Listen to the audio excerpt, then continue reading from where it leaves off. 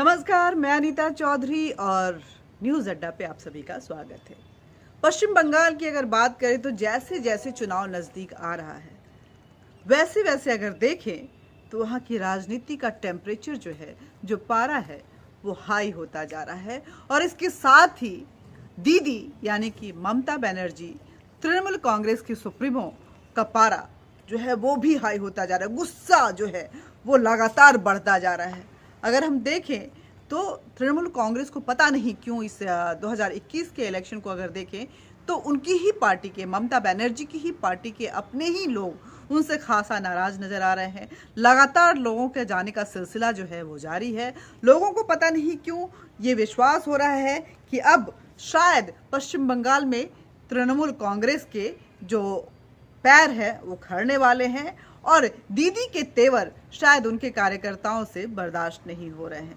Leaders लगातार इस party को छोड़ रहे हैं और दीदी ये धमकी दे रही हैं कि बीजेपी के खिलाफ वो एक्शन लेंगी। ये सारी चीज़ें जो हैं बीजेपी की साजिशें हैं। बीजेपी पश्चिम बंगाल को अनरेस्ट करना चाहता है और राष्ट्रपति शासन लगाना चाहता है। हालांकि ये सारी बातें जो हैं सुप्रीम कोर्ट तक पहुंच गई हैं। इन सब के बीच जेडीयू ने ये ऐलान कर दिया है कि वो बिहार का बदला पश्चिम बंगाल में लेगा और अकेले अपने दम पे चुनाव लड़ेगा।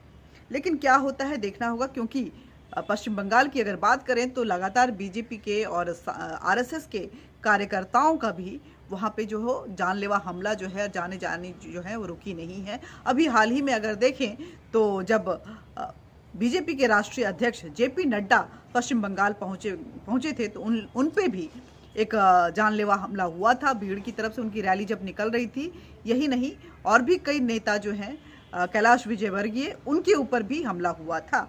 लेकिन इन सब के बीच में अगर हम बात करें तो लगातार जो जाने का सिलसिला जारी है उसमें और भी कड़ियां जोड़ती जा रही हैं।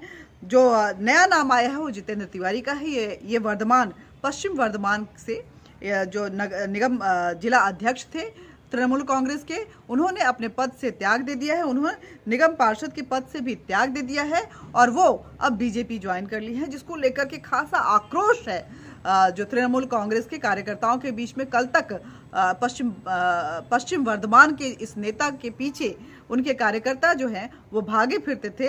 आज जो तस्वीर सामने आई उसमें ये देखा गया कि उनकी तस्वीरें फाड़ी जा रही हैं, उनके लिए गाली गलौज किए जा रहे हैं, उनके लिए अपशब्दों का इस्तेमाल हो रहा है। इसके साथ ही आज ही कहें तो ब्रजेश मिश्रा, विपुल सिंह जो कि टीएमसी के कद्दावर नेता माने जाते हैं, ये लोग भी तकरीबन 100 कार्यकर्ताओं के साथ इन्होंने टीएमसी छोड़ के बीजेपी ज्वाइन कर लिया है। अब देखना ये होगा कि जैसे जैसे टीएमसी के कार्यकर्ता बीजेपी ज्वाइन कर रहे हैं, बीजेपी का मनोबल जो है वो बढ़ता जा रहा है। ये राजनीतिक दांवपेच है, ऐसा चलता रहता है कि इधर के लोग उधर आते रहते हैं। हालांकि बीजेपी ने ये ऐलान कर दिया है, ये पहले ही साफ कर दिया है कि इस बार जो है जब चुनाव होगा तो उनका सिर्फ और सिर्फ मकसद है बंगाल फतेह की, और वो वहां पे सरकार बना कर लेंगे।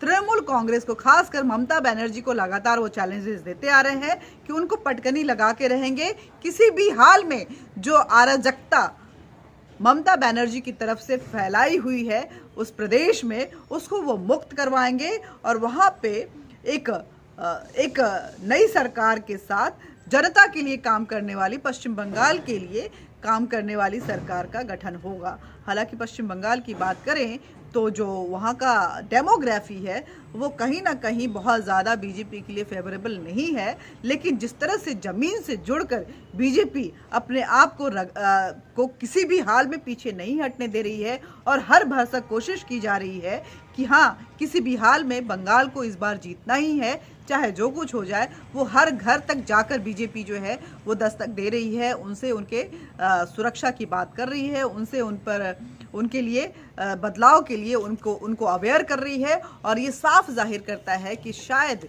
इस बार बीजेपी अध्यक्ष ने ये मन बना लिया है, ये ठान लिया है कि चाहे कुछ भी हो जाए, जो एक लड़ाई, आज़ादी की लड़ाई भी अगर देखें तो पश्चिम बंगाल से ही, बेलूर मठ से जो वो अग्रेसिव ऐलान हुआ था, उसने अपने शुरूर में जब वो रंगत लाया था तो कहीं ना कहीं भारत अपने अंजाम तक स्वतंत्र भारत के रूप में निखर कर आया था। शायद यही कोशिश एक बार फिर बीजेपी की तरफ से है कि राष्ट्रीयता के साथ पश्चिम बंगाल को मुक्त करवाना है। और जो इंट्रूजन वेस्ट बंगाल में, पश्चिम बंगाल में अगर कहें तो बांग्लादेश से हो रहा है, उसको किसी भी हाल में रोकना है। वहाँ पे हर जो पैतरे हैं वो अपनाए जा रहे हैं। दीदी बचाव के लगातार कोशिश कर रही हैं, लेकिन शायद कहीं ना कहीं बीजेपी ऊपर होता हुआ नजर आ रहा है। हालांकि ममता बनर्जी भी मजी हुई एक राजनीतिक नेता है। देखना ये होगा कि आखिर इन सारे विपरीत परिस्थितियों में, क्योंकि जब खुद का ही आपका समर्थक नाराज होने लगता है, आपसे रूठा हुआ नजर आता है, तो कहीं ना कहीं युद्ध जीतना जो है वो बहुत ही मुश्किल हो जाता है। और ऐसा समझ में आने लगता है कि आपकी अराजकता जो है, आपकी जो एक रिजिड एटीट्यूड जो है, वो कहीं ना कहीं आपके अपनों से दूर ले जा रहा है। ऐसे में ममता बनर्जी कैसे अपने आप को बचा पाएंगी, ये देखना होगा। पश्चिम बंगाल के ऊपर भी लगातार हमारी कवरेज जो है वो जारी रहेगी। हम रोज एक नई स्टोरीज के साथ, एक नए तथ्य के साथ, जो ग्राउंड जीरो से जुड़ा हुआ होगा, उसको लेकर आपके सामने आएंगे और इस पर बातचीत करेंगे। क्योंकि बात ये पश्चिम बंगाल की है, पारा हाई है और दीदी अपने तीखे तेवर को कंट्रोल नहीं कर पा रही हैं, तो जाहिर सी बात है राजनीति भी वहां की तीखी ही होगी। आज के लिए बस इतना ही। बातचीत करते रहेंगे, लेकिन बातचीत का ये सिलसिला जारी रहे, इसके लिए जरूरी है कि आप हमारे साथ जुड़ें, हमें सब्सक्राइब करें, हमें लाइक करें। Thank you.